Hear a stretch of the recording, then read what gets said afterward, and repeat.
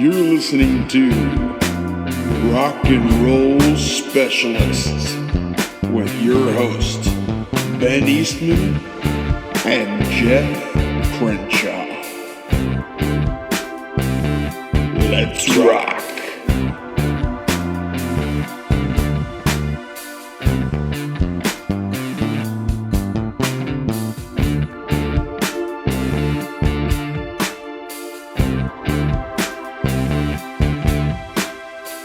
This is Ben Eastman. This is Geoff Crenshaw. And that's Geoff Crenshaw enjoying an ice cream sandwich. Isn't it nice and soft, right? Mm-hmm. Yeah. So what is this? Is it like a Fat Boy or what brand? It's actually Blue Bunny. Really? Now, the funny thing is Blue Bunny's kind of usually just okay. Like if I've ever got like Blue Bunny ice cream, it's been okay. But that's pretty good. I'm actually surprised. I didn't order that though. That was the substitution. I hate the fucking word. Alright, but every time I hear about Blue Bunny, I get triggered. Because my former stepfather, who you know, always fucking went on and on about Blue Bunny. Geoff, you know that was made in Sioux City, right? Oh, Blue Bunny is a Sioux City product, huh? I don't know for sure. That's what he always said. You probably saw it at a Plaid Pantry and thought, oh, a Sioux City treat. No, but I actually ordered Klondike sandwich bars, but apparently they were out, and they gave me Blue Bunny. And when I first saw that they substituted with that, I immediately wanted to punch the wall. But it's okay. Even like seriously, straight out the freezer, nice and.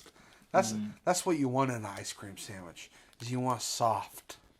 You want to have to use the wrapper so you don't get the chocolate fingers. You know what I'm saying? Exactly. Yeah. That's what I'm doing now. Yeah. Yeah, that's funny because when Alicia, my fiance, was eating it, she's like, "You know what I hate about ice cream sandwiches?" I'm like, "What is there to hate? You get chocolate on every finger." I said, "Honey, just use the wrapper." Was it a revelation? It was, yeah. Her mouth went through the flooring. We're going to have to repair that later. Oh! Okay. Man, the holidays, dude. Mm-hmm. Dude, it's already like, we're already like, what, 2 weeks away from Christmas? I can't believe it. It's gone by insanely fast. Thank you. That was good. I just finished it. It's our cold open. That was kind of works.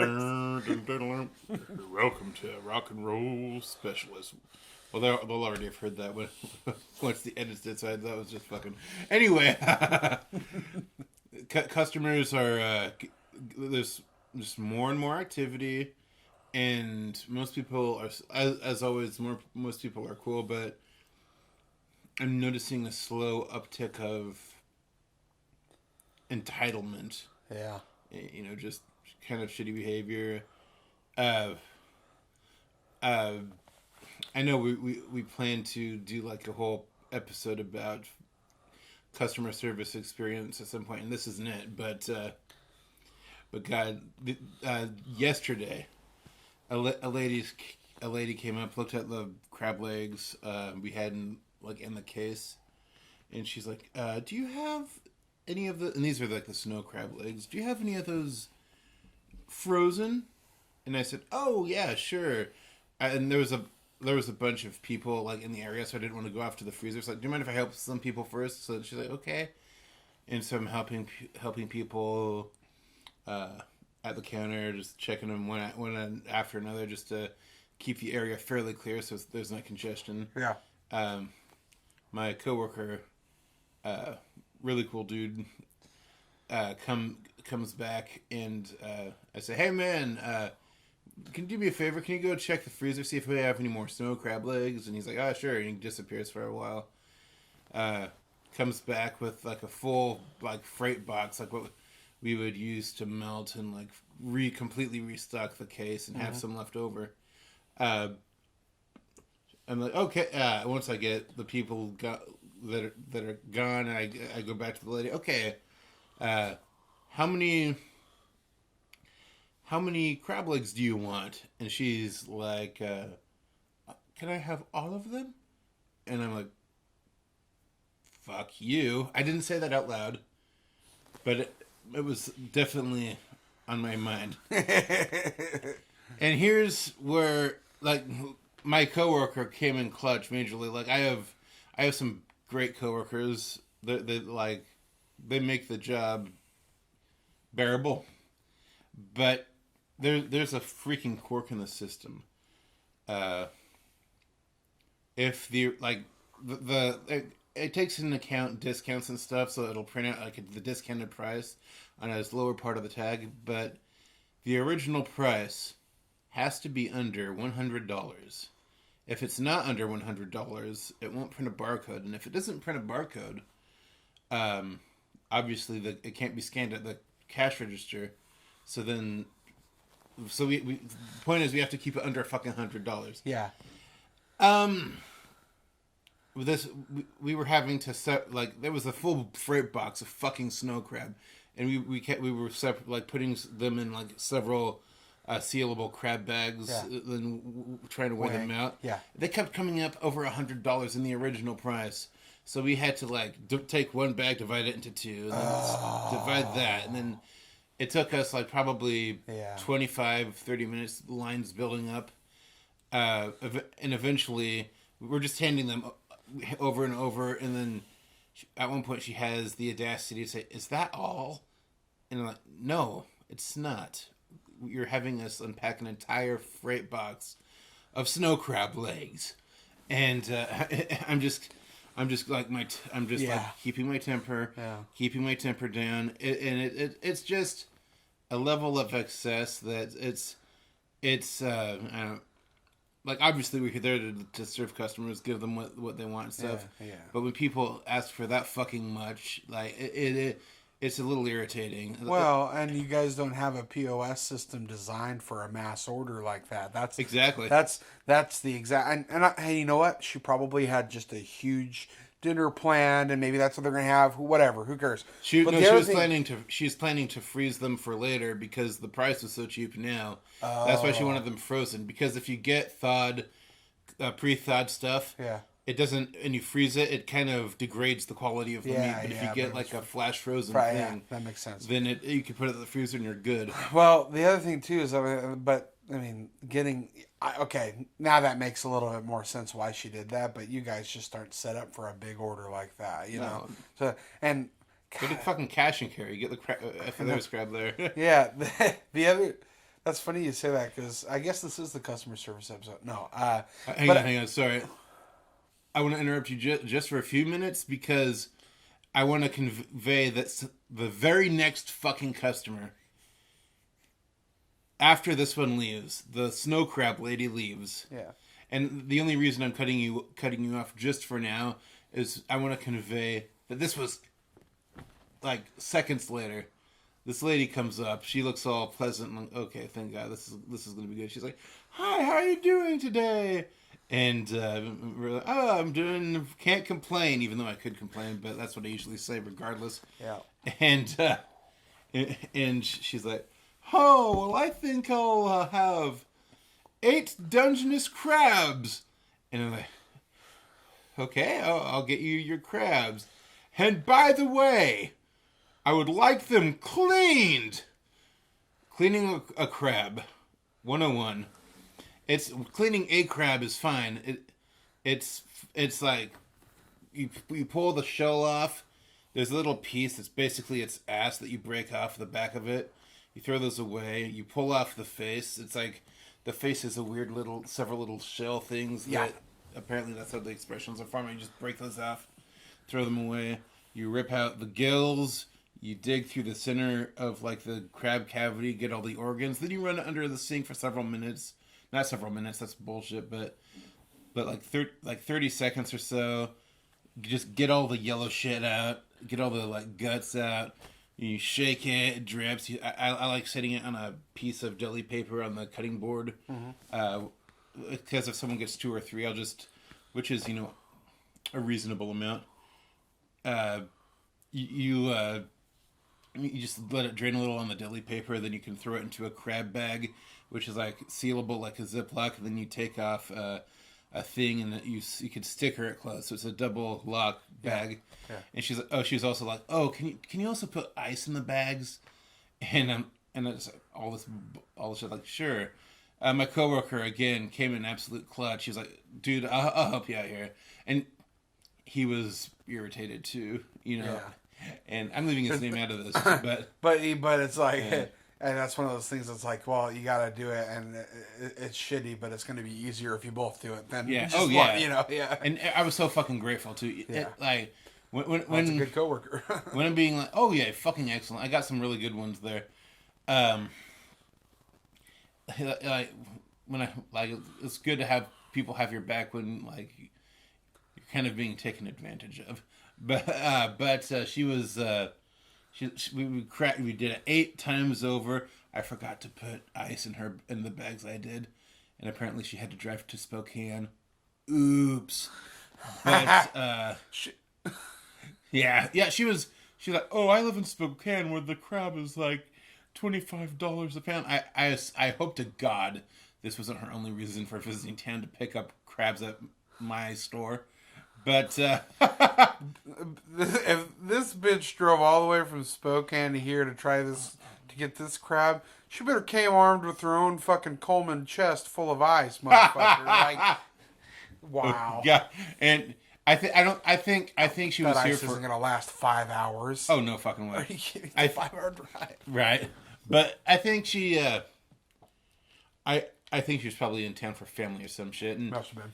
but Kill 2 birds. right, but she's just like we're busting our asses getting all the crabs cleaned, like pull, gills, face, like ass, guts, rinse, pull, ass, face, grab, over and over again, shaking all the water out so it doesn't accumulate in the bag or whatever. It takes a while, honestly. And like as we're working our asses off, like I can hear this woman like, "Oh yeah, I'm getting some crab," and this guy's like, "Oh really? Oh man, I don't know what to do with the crab." Well, just have them clean it for you. You know they'll do that for you. They'll clean it for you. And I'm just feeling my rage boiling. And But like, you don't charge extra to clean it? No. Because most people, like cleaning the crab is just part of our job, you know. Yeah. And most people, like, are within reason. Like 1 crab, 2 crab, 3 crabs, you know, like. But 8 is like a 30-minute job. Oh, exactly. Probably, yeah. Now, if she wanted to get 8 crabs and didn't have us clean it, like, I'd be cool. That'd be cool. Whatever. But it'd be a little excessive. But yeah, just putting it. But we finally got it done. We handed it over to her, and she's like, "Oh, what are these over here?" And like the rest of the fucking snow crab, what the other lady didn't buy, and what was already in the case because she didn't want the stuff that wasn't frozen. She's like, "You know what? I'll have 3 pounds." So I'm just like, I was like, okay, and I'm just like grabbing the legs, putting them in, grabbing legs, putting them in, and there's 3 pounds, and there's like a few legs left and stuff. And she's like, "Well, if that's all that you have left after that, why don't I just take them all?" And so I fucking like, okay. And then I put them in. What kind of bagged them up. income do these people have? Right. Well, might as well have a few dozen more. there's like it was like almost another pound, but I closed it up, gave her the bag. Yeah. And she was like, oh God, I forgot. The part that really got my coworker pissed is like when we were doing that, like the second lady got the Dungeness, and then later got the rest of the king crab legs. Was it king crab? Fuck, I don't remember. It was king crab legs, not snow crab. That we were. That's not a big detail, but whatever. The 4 crab fans that are listening to this are going to be very mad that you misnamed But the one that got the Not the Dungeness, preferred nomenclature. the one that got the Dungeness, and then the fucking king crab legs. Like while we were backing them up, the lady had the audacity to say, "Oh, they're sure keeping you busy, huh?" And like I was like cringing. I think I may have whispered under my breath, "Fuck you." But you say that that woman's order made you a little crabby. Wait. What's better? Grab ass or crab ass? But Sexual assault or crab? Well, I'll choose the crab. those were 2 consecutive orders. Wow. Anyway, what were you gonna say? No, like that was the exact reason that I moved to. One of the main reasons I worked at a job in retail, at a place I shall not name, but has blue and yellow. What could it be? For several years. A riding baguette. Oh, and it's Black Fridays is one of their premier stores. Sorry. You iced me out, man. And I worked 5 Black Fridays, which is hell. It's why I don't like pretty much between October and the end of the year. I don't step foot in a store. I just don't. I don't know. Just not around. It's too much for me. But I worked and my job at the place was basically I was like a multi-channel sales associate, which means I was customer service, but I also was like the main point of contact for if you ordered something online, you came to my desk and I grabbed it and gave it to you. Basically, Oh, gotcha. You know? And the problem is that said store had such a horrible way of processing all of this that they couldn't possibly keep up with all the orders that were coming in. And the problem was, during a Black Friday, during a Cyber Monday, where there's deals like TVs, KitchenAid mixers, Blu-rays, video games, consoles. I mean, you name it. That's kind of the main thing that was, computers, Right. iPads. Yeah. So, with the amount of volume of orders coming in, there was like 1 or 2 people that were fielding all those orders. So, inventory, right? Who have a laundry list of things they should be doing already, but they're fielding those orders. And their job is to then go to the floor. 9 times out of 10, they just got to go to the floor and grab it off the floor. So you can imagine how there's a shit ton of orders, 2 people to pick them during a busy holiday in which they're wearing their uniform, probably getting pulled by random people, right? Right. And essentially, them having 300 items that they haven't picked yet. But people, when they order stuff, most of the times aren't going to follow directions. They're not going to check the email that says, wait till you get confirmation your order's ready for pickup. Sometimes they buy it in the parking lot and just walk right up. So for 5 years in a row, pretty much, for about 4 I worked that job, every holiday was an absolute nightmare. Not only did like the bins that I normally would put them in, all the stuff in behind the desk, were completely full, crazy that you couldn't even hardly walk around. There so many things everywhere. Well, lines were out the door, and I cheat you not, half the people I just was like, your order's not ready. When will it be ready? Well, let me go. Let me leave this line of 30 people to go try and find the item on the floor. It was like that was like 4 years in a row of that. And it got to the point where, like, during the holidays, it was just like, I would like, if like the line died down for a second, I would go to the back and just try to like breathe, like get a breathing. Because that's like constant confrontation, of which is not my fault, but I have to be the face and put on a smile. It was hard. It was thankless. And it was like one of the biggest companies ever couldn't figure out a good way to process and to streamline online ordering. Now, it's a lot better now. I think the pandemic had made them reevaluate it a lot more because not a lot of people were coming in stores for a while. So they had to do online and curbside pickup and all that. The thing that sucks though about Best Buy. You said the name, damn it. Oh, oops, sorry. Oh god, Best Buy fucking sucked. Love the people though.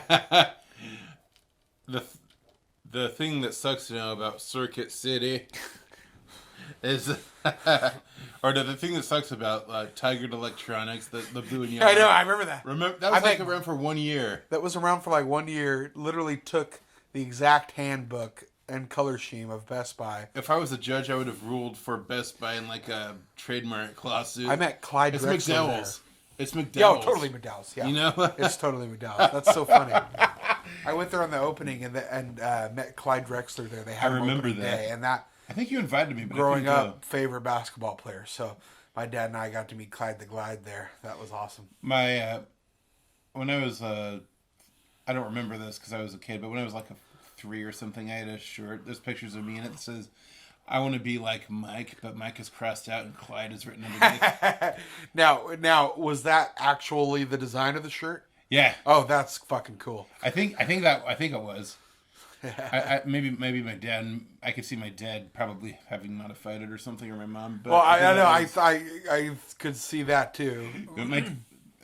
Likely my dad, because he still is like a huge like sports fan. Yeah. Like you and my dad get along on that front. I've never really been like that big of a sports fan. I like watching a game or something. Oh, anyway, what sucks about Circuit City is, and I've talked to like one of your friends who still works there, and you know who, but and I'm like, what the fuck? Where's the movie section? Like it's been kind of dwindling for years, but they still had like 3 or 4 aisles of movies, maybe some CDs, and such. Fucking gone, and he told me, "Oh man, no, we have all that stuff in the back now." I'm like, why? Oh, for our online orders. What? What the fuck? That's fucking crazy, actually. I know they have movies and stuff in the back. They always got kind of like a rotating amount that they can pull from and stuff. But like the fact that most of the library is back there, not on the floor, just so that people can like come in and order it. All of it except for like 2 kiosks, like not even kiosks, like those little like racks where they show the brand new releases. Yeah. Right as you enter, they got like ends on them, but then flat fronts. Yes, exactly. Yeah. Wow. I think we called them like Four Highs or something. I forget what we called them back at Kmart, but that's crazy. And that's why I grew up like loving Best Buy, because my parents would give me my allowance was probably all of like $10-12 or something. And what do? Well, on the weekends we either went to Barnes and Noble or Best Buy or wherever, or Costco maybe. Right. And you, just like me, when you would go to one of those places and you were with your parents, you went straight to the fucking movie section. Yes. Or straight to the music section. So what I did was each week when I got my allowance, I would buy a movie or I'd buy a CD. For me, it was pretty much movies always. I like music, but I was always like more like movie oriented. This was pre-LimeWire era, but definitely, I bought many, and they were always greatest hits albums, because when you're young and you don't have a lot of money, you're not looking for album cuts. You want to hear the good songs, Did I ever tell you what the first DVD I ever bought was? I was like maybe 13 when we got my first DVD. Debbie Does Dallas. No. Deep Throat.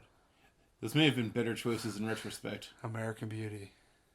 No, but my dad took me to see that. I posted about that. He did. I had to breathe. Yeah, because that was the great meme. Like, it had a whole bunch of movies that it's like Cliffhanger, Judge Dredd, Demolition Man. Any of those would have been like probably preferable, like from a parental rating scale, I guess you'd say, for a father to show. A little bit of action, but like American Beauty. It's amazing how real life turned Chris Cooper's character into the hero. Yeah. What was your first movie that you bought? Ghost Dad, starring Bill Cosby. I did know that. I forgot. I still have it too. You did. I'm kind of ashamed to have it, but I have it. Ghost Dad. It's crazy to think there was a time where you could buy Ghost Dad at a place. Where'd you buy it? I think it was Fry's Electronics. which doesn't exist anymore. That was killed by the pandemic. Oh, you didn't know that? Fry's Electronics is gone. It's gone. It's like the build like Wow. the chain took a header, I think, during the pandemic. The building is still there, but it's like boarded up. Do you remember that? I think it was Rayani's like 10th birthday. Mm-hmm. We all went to Bullwinkle's. Oh yeah. And stuff. Yeah. And like I didn't have a present for her. Yeah. But I went next door and I remember it. I walked. You remember? We walked like during they were like eating and like we just like walked over. We walked over to Fry's and I got her a bendable Mr. Bill toy. Yeah, that's it. Yeah. Oh no, Mr. Bill. Like she wouldn't have got the reference, but I thought it was hilarious. Yeah, and she probably was like, "Oh yeah." It was taken when it was taken out of the. I don't know why it was taken out of the package. It smelled like marijuana. Like the toy smelled like fucking weed, and I still to this day don't know why. Wow. Maybe it was made out of hemp, like hemp rubber. What the fuck? I don't know. You know, one of my like favorite stories ever. It's a classic. Oh. In my family. Is this one time my mom and grandma were at an estate sale. And as you know, like estate sales are like, just come on, like take it. Kind of, a lot of times they're just like that. I haven't been to one in a while, but the ones that I have been to, it's like, fill her up, fill a bag full. They're just trying to get the house done so they can sell it or whatever, right? I feel a little bad too going to those. Yeah, I always feel weird too. But the thing is, estate sales can be absolute fucking gold mines, much more than garage sales. Right. Because garage sales, like, are thought out. There's people's secondhand stuff they don't want anymore. Estate sales, could be some good shit in there. Like, the family is just like, we don't have room for this stuff. So we have to get rid of it. Come. So there was like a two-part house, an upstairs and a downstairs. And the downstairs is where they were buying stuff. And then, like, someone who was one of the family members relayed that, the upstairs was available too. So my grandma and my mom went upstairs, and they, like, went in the room, and, you can buy anything, you can grab anything. And my mom, she bought me, like, a Chanel black cologne, which, obviously Chanel, this is probably, but right. it was a big bottle. It was not a little 3-ouncer. It was for sure at least like 10 ounces, which if you buy cologne, you know that the big bottles at Macy's probably run you like 100. Right. Maybe more. Right. And she bought it for like $2. And it was like barely used, which, cool. That's not what the story's about. My grandma bought this little dish and she thought it was like really cute. She's like, oh, look at this little dish. You know how old ladies love little dishes, right? I assume it must have been like an opaque like thing as opposed to like a clear glass. Yeah, exactly. I think it was. And then it had a lid on it. So it just kind of looked like a little dish, like maybe a little candy dish or whatever, little right? flowers and shit on it. Yeah, I don't know if it was flowers. I want to say it was like silver or something. Oh, okay. Maybe. But so they get in the car. They've bought this stuff. And grandma, I want to look at that glass again. And like, she didn't like take off the lid when she looked at it, but she takes it off and there's like weed in there. Total just like. Well, now we know the cause of death. Okay. Yeah. Not even once. There's like weed in there. And so like the whole story, I was like, I remember that one time you, Grandma Eleanor, bought weed because, especially at that time too, it was not legal yet. And of course, just imagining my Catholic grandma, like uber conservative, buying weed. Buying weed is marijuana. Is hilarious. And was it the estate sale of an almond brother? Yeah. And I asked her, what'd you do with the weed? She's like, I just poured it away in the garbage. And I was like, oh man, how funny would it have been if they just like decided to say fuck it and smoke it? But that was pretty funny. Father McGinty, what shall I do? The one time my grandma and mom bought weed. I'm looking right now at my Christmas tree, and there is a Turbo Man nestled safely under my tree. Do you see it? I think you see it because I got the same one for you for Christmas. That was an awesome gift. Oh. That's Johnny's Turbo Man. Dude, I don't know what it is, but that movie rocks, and no one can tell me any different. I don't care. A lot of people apparently hate it. Yeah. But it's horrible reviews, but I what guess, modern Christmas movie doesn't? But God, I'll take that over one of the many fucking identical goddamn Hallmark bullshit. Oh God! Yeah. A girl from a big city meets a man from a small town who's gonna teach her the meaning of dick and Christmas. But I'm only here for the holidays. Don't worry, no strings attached. I don't fall in love.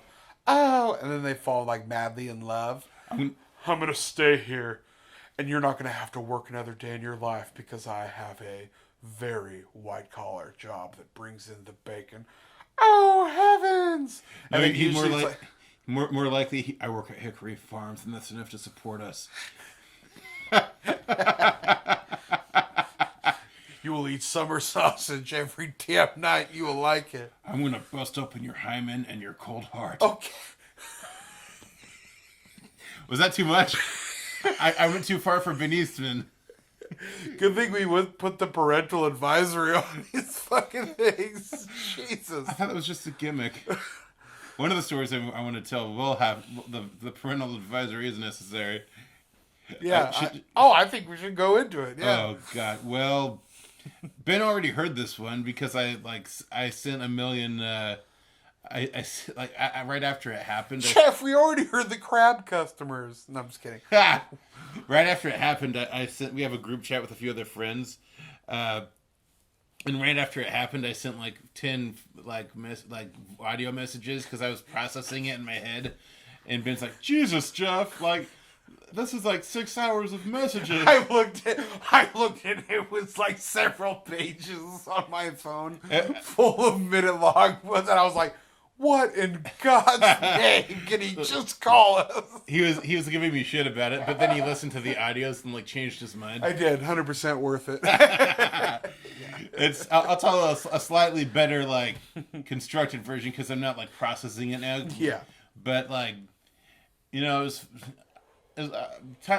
my lunch break. It was 6:00 and stuff, and I figured I might look for something to eat in the store. I go over to the heat lamp, and there's little things of chicken strips in the heat lamp. Uh-huh. And I look at the tag, and it says, "Oh, these were packaged at noon." And, well, that's 6 hours ago. Fuck that.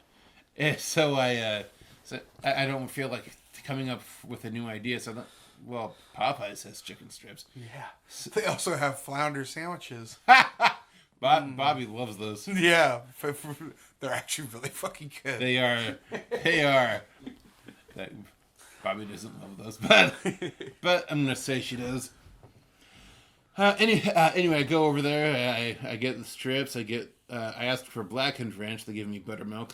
That's fucked up, dude. Blackened ranch is the tits. I thought that would be the worst part of my day. But it wasn't. No. You found out they were out of Mardi Gras mustard. That's the best. They weren't because I got that too. Oh. Fuck yeah, man.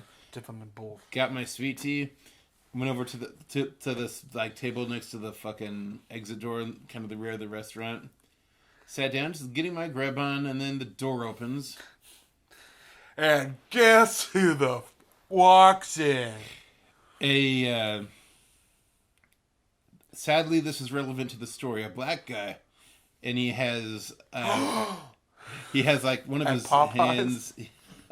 Ben, Curb Your Enthusiasm. Dun, dun, dun, dun, dun, dun, Yeah, dun. exactly. Come on, you want to eat watermelon? That episode had me rolling. Oh, damn it! I love watermelon. That's like an adapted old school Bill Cosby joke. Yeah. I don't feel bad for Cosby getting his joke stolen. Yeah. But hey, that's the second time Bill Cosby's come up. Damn. This is a great day. Anyway, I'm sitting down trying to mind my own business, and there's a few tables taken, but most of them are empty. This guy, he's wearing this gray hoodie, a blue ball cap, presumably the Los Angeles Angels. Eric Watson's favorite team, which it adds up when you hear the Fucking story. still haven't got those damn Chipotle free meals. Well, he did. He has like reached out to us since then with like alternative. Anyway, I should get on with the story. He comes in. Jesus, we got Tiny Tim here. The way your hair, it's like a cartoon of Conan O'Brien. Yeah, I know. I'm doing my pouty dance is what I'm doing. Well, I know it was better anyways. he has like a severely shaking arm. It's like probably moving half a foot with every fucking trimmer. One of his front teeth is missing. You know, it's like I don't have anything against like disabled people or like people without teeth, but something about this guy's like demeanor, something putting me on edge. And he looks over at me and he looks like right at me. He's like, "Hey, can I sit here with you?" And I like there's like Of all the gin joints. I look around and there's most of the fucking restaurant is like empty tables. He could go to any one of them, but I don't know, I feel bad for him. Maybe guilty for like feeling like nervous about him for some reason. It's just something's like going up. I just like, sure. Yeah. And he said, "Thank you very much." And he sits down, and like his arm is still shaking. Yeah. His eyes are locked on my face. Oh, yeah. And they stay there for the entire conversation. Oh. Right on my face the entire time as I'm eating, as I'm like trying to come up with responses to the shit he says. And the first thing he says, "Do you know what my favorite race is?" And I'm like, what an open. right. And I'm like, "No." If I had to guess. I'm not sure. No. He's like, "What?" Oh. And I was like, "Oh, really?" And she's like, "Because they always do such good things. They're very nice to people." And I'm just thinking, have you ever read a book? Man, this black guy was really off his rocker. I've never heard no black guy praise white people like that. Oh God, it's like I didn't say it out loud, but like you were speechless. Oh God, I was like, oh okay, yeah. And he's like, I don't remember like everything in order, but I'm just gonna try and touch all the bases. Yeah. Like, how old are you? I said, I'm 31. I'm older than you are. I'm like, are you? Yeah. Well, how old are you? I'm 36. I'm like, oh. And he's he's like staring at me for a while as I'm eating, and then he says, "Do you want to hang out tonight?" And I said, "I don't know you." "Well, you can get to know me." Oh. And I'm just like, like the discomfort is just kind of steadily building all throughout this talk. When they say, "Can you get to know me?" That's when you know. I'm just nervous, you know? I want to get to know you. And I'm like, she's like, "Can I have your phone number?" And I'm like, no. I'm sorry, no. I'm like, why not? Is it, well, I don't know you, but you can get to know me. And, okay. And then he's like, "Did you know I used to be a rapper?" And I'm like, "No." "Well, I was over at like Bow Willow Creek rapping with some of my friends. And this girl came up and started talking shit. So I walked across and slapped her in the face." And I'm thinking, this doesn't like make me want to like hang out with you. And anyway, he says, and obviously I didn't say that out loud. I'm just going, oh, yeah, he really? slapped her a good one, huh? I'm just like, "Please leave.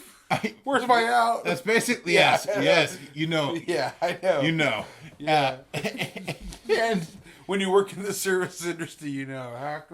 What's the way I can get out of this conversation? I try and like be polite to everyone, but I'm kind of like, and soon enough my patience like kind of runs out. Yeah. But he's like, and the cops are called, and they shot me, and then he kind of insinuated that's why he has the palsy. And I'm sorry. He's like, yeah, and they shot my dog too. And I said, did he live? No, he passed away. And that sucks. And, Sounds like you've lived a hell of a life, sir. right? And he's like, do you like pictures? Oh yeah, don't you love when they pull out that one? God, I didn't have experience with this one before, but I like pictures, and I'm nervous because I'm afraid it's going to lead to him wanting to see pictures on my phone, and I don't fucking want to show him pictures of my family, but yeah, it's like, do you have pictures? And like, yeah, I have them back at my house. You know, playing dumb.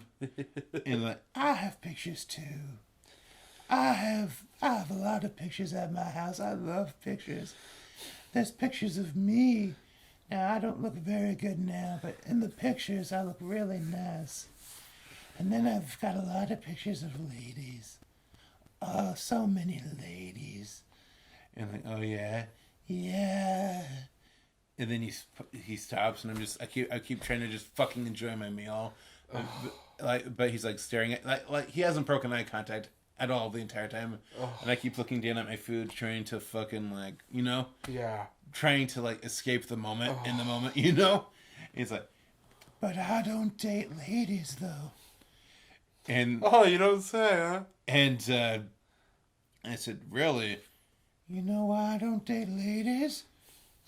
And I said, no.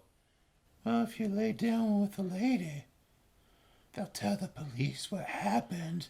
And at this point, I'm like, oh, for fuck's sake. Fuck.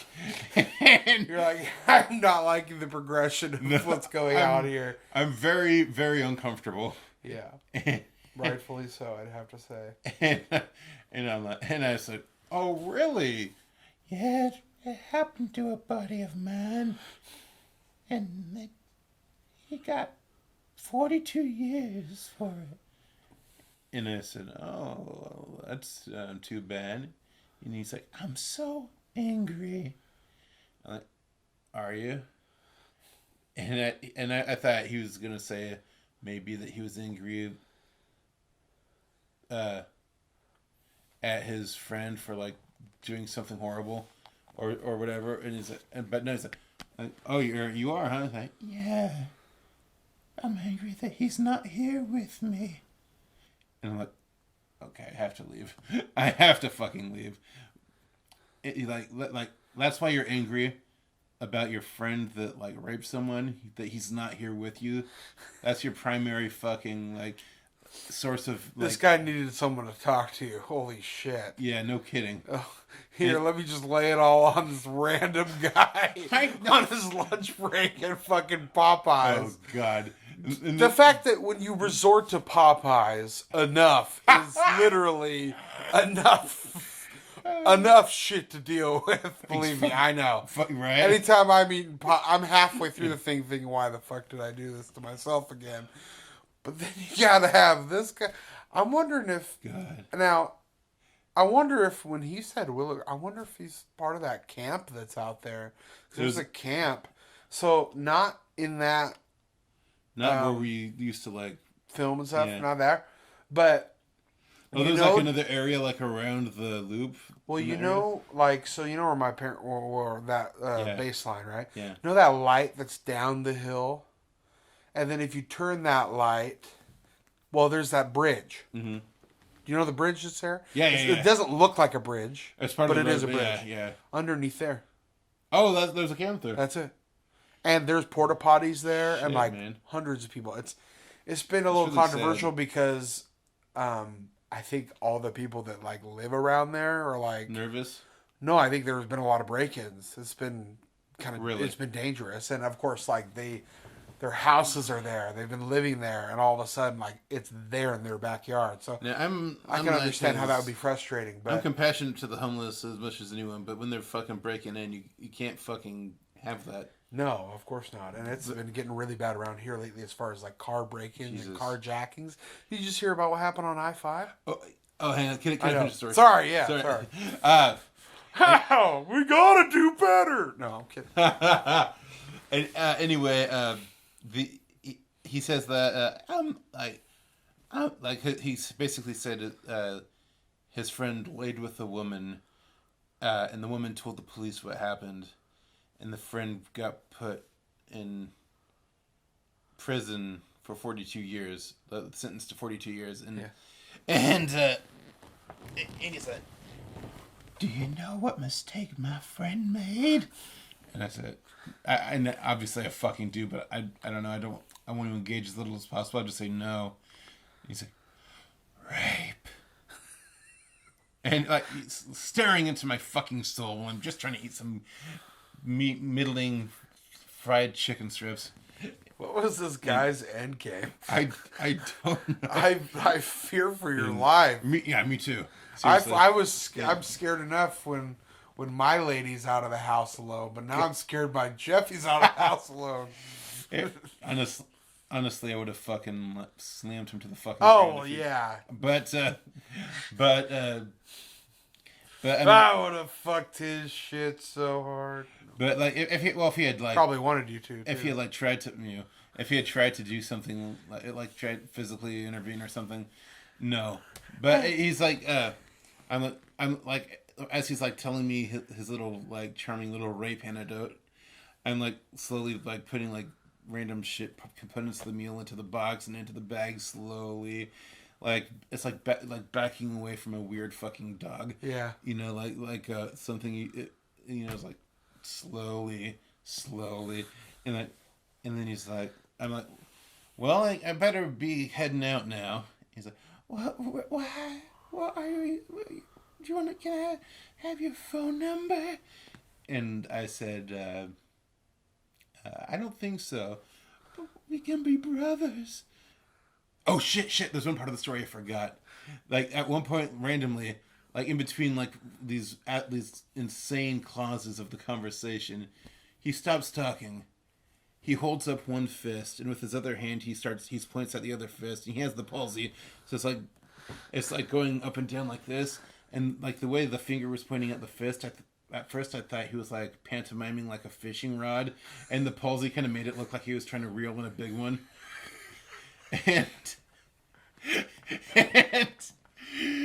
And the worst part is this is a podcast and they can't see the impression you just did, which looked like a really fucked up game of like Atari Pong.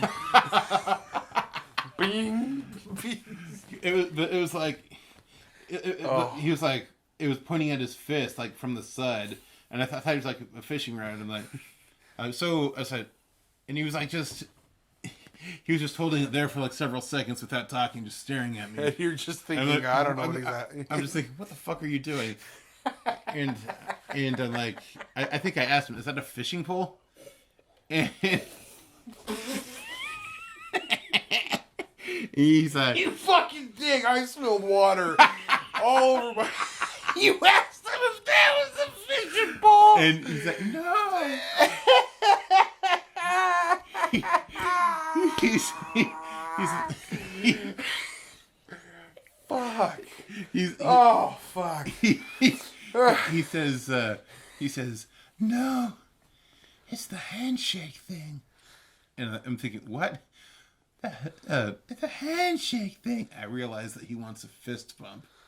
He doesn't. It's not like a fucking putting out like pound. He's like pointing at his fist. Yeah, like and, pound it. Yeah. And stuff like so I reluctantly just slowly pound it. He's like, now we're buddies. Oh, right. You consummated the buddy relationship. Yeah, fuck that. And people let me tell you about. I don't. I'm like, we can be buddies, right? Like, yeah, sure.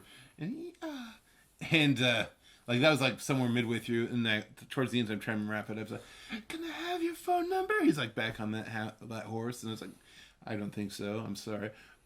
But can you please be my brother? Can you be my brother, please? We can be brothers.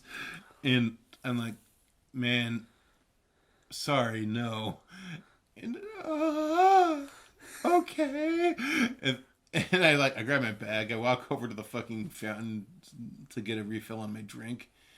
Then I walk off. I go, like, it's a quick trip across the street back to my work. I go in the opposite direction. Like, there's another strip mall. I walk to the end of the strip mall, just like, so he sees me going in a direction different than where I end up going. Yeah, exactly. If he's watching me, which he probably was. Oh God, I know. Yeah, that's the scariest part about it. And when I was walking in the other direction away from Popeyes is when I sent you the voice messages about the story. Oh God, so you were buzzing, dude. I was. That's why there was like so many probably. Yeah, because you're like trying to explain what the. Oh my. I was trying to like verbalize it so I'd remember it better. Yeah. And it was. It's like when you have a dream that you want to remember, you first like wake up and just try to like write down what you remember. Exactly. That was kind of like that. Yeah, because it probably felt like a dream in that situation. Oh, it was fucking creepy. Wow. And he never broke eye contact from me. He was staring at me.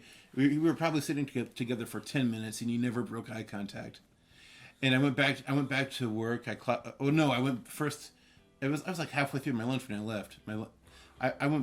I went back to the building, and I went up to the employee room where only employees are allowed. And I've never been happier to be in the fucking break room. Yeah. And I finished my lunch there. And then I went back. When it was time for me to go back to work, I told my coworker Lexington, who I think is a fucking legend, Lex, he's awesome. He's 23, but he looks like he's 35. But he has a very like Al Borland meets Nick Offerman kind of thing about him. He's so cool. But anyway, I go back and I'm like, you won't believe what fucking happened. He's like, oh, tell me about it, Geoff. And I go up and I tell him the whole story, and he's like shakes his head like, well, that's interesting. And then later on, he always leaves before I do, because that's just how my job is. I'm like the last one there, and like he's all dressed up in his like street clothes. He's got his like white coat and shit off, and he's like, "Hey, Geoff," and I'm in the middle of emptying the case, the seafood case, and like he holds up his fist, pointing at his hand. He's like, can we be brothers? At first I didn't get it because I was so into like cleaning the case, but then a second later I almost fell over from laughing.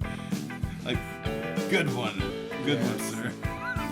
Honestly, that's the podcast, folks. Seriously, that's the podcast. I don't think you can follow up. Can we be brothers? Oh, one last thing. Yeah.